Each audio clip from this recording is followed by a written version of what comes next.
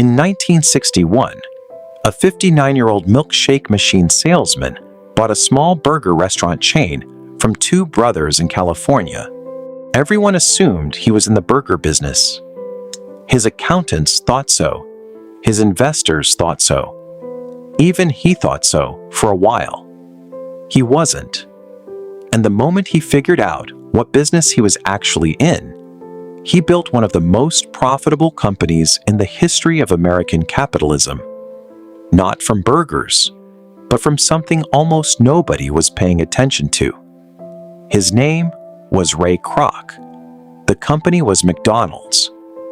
And the secret behind it is a lesson that applies just as much to your own finances today as it did to a fast food empire in 1961. Stay with me, because by the end of this, you'll never look at a business, a job, or even your own paycheck the same way again. Here's what most people get wrong about the McDonald's story. They think Kroc got rich because he sold a lot of burgers. He didn't, at least not directly. In the 1950s, Kroc was running McDonald's franchises on razor-thin margins. Burgers sold for 15 cents. After paying for the meat, the buns, the labor, the rent, the actual profit on each burger was tiny. Franchisees were also required to send a percentage of sales back to headquarters. But that percentage was so small, it barely covered Kroc's own expenses.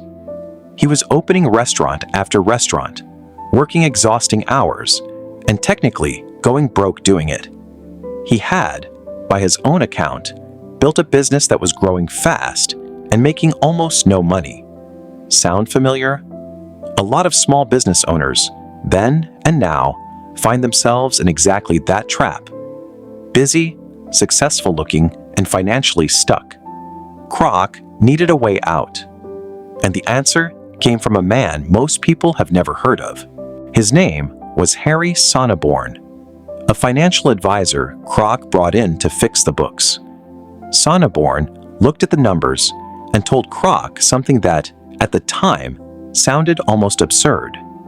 You're not in the hamburger business, you're in the real estate business. Here's what he meant. Instead of just collecting a small royalty from franchisees, Kroc's company would buy or lease the land underneath each McDonald's location, then turn around and lease that same land back to the franchise owner at a markup. Every franchisee in every town was now effectively paying rent to Kroc's company. Every single month, for as long as that restaurant existed. The burgers were the product customers saw. The real estate was the machine that was quietly generating cash, whether the burgers sold well that day or not. This single shift changed everything. Franchise fees are unpredictable. They go up and down with how many burgers get sold. Rent is not. Rent shows up every month, rain or shine, good economy or bad. Kroc had accidentally discovered one of the oldest wealth-building principles in history. Control the asset underneath the business, not just the business itself. By the time Kroc passed away in 1984, a McDonald's corporation owned or controlled land under thousands of locations across the world.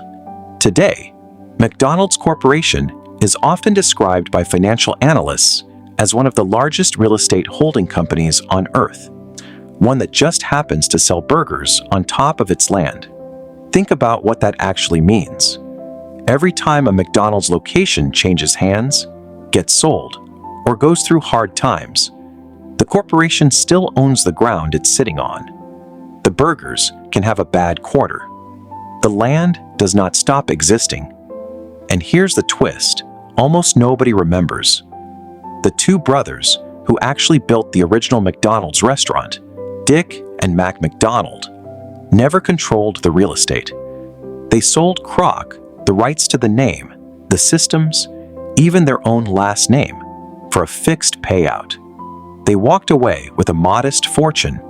Kroc and the real estate empire underneath the brand kept compounding in value for decades afterward.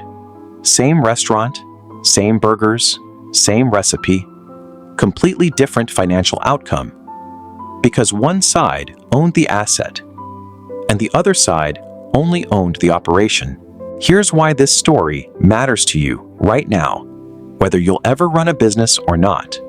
Most people are, financially speaking, in the position of the McDonald brothers. You show up, you do the work, you get paid for that specific day or that specific month. And if you stop showing up, the income stops too. That's not a criticism. It's simply how a paycheck works. But it means your income is tied entirely to your ongoing effort.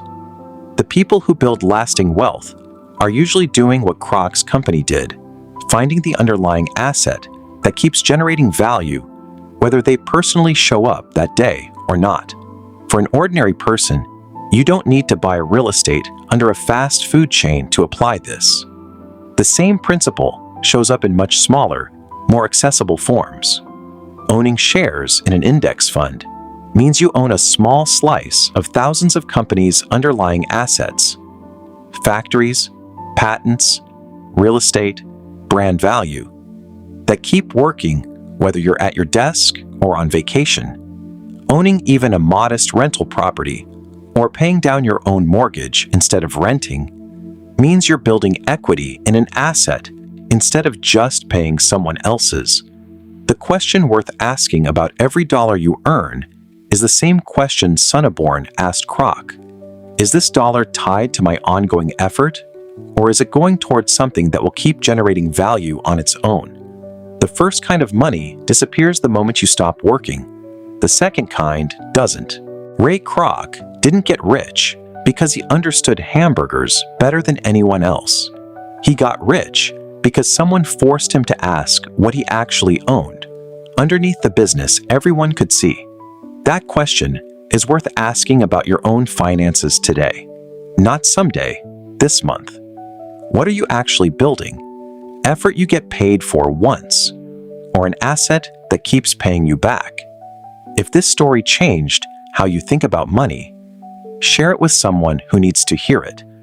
Subscribe for more true stories from financial history, the ones that actually teach you something.